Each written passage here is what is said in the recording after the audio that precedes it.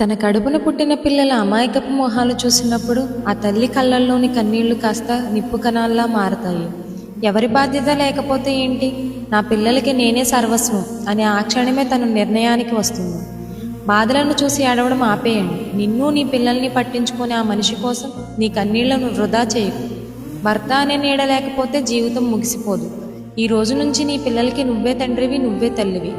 ఒక చేత్తో వాళ్లకు ముద్ద పెడుతూనే ఇంకో చేత్తో సమాజంతో పోరాడే ధైర్యాన్ని తెచ్చుకో. ఒక చిన్న ఉద్యోగమో వ్యాపారమో ఏదో ఒకటి మొదలుపెట్టు. నీ కాళ్ల మీద నువ్వు నిలబడు. నిన్ను చూసి జాలిపడేలా బ్రతకకు.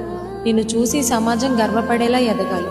రేపొద్దున నీ పిల్లలు పెద్దయ్యాక మా నాన్న మాకు ఏమీ చేయకపోయినా మా అమ్మ మమ్మల్ని ఒక స్థాయికి తెచ్చింది అని కాలరెగరేసి చెప్పేలా వాళ్ళని పెంచి చూపించు.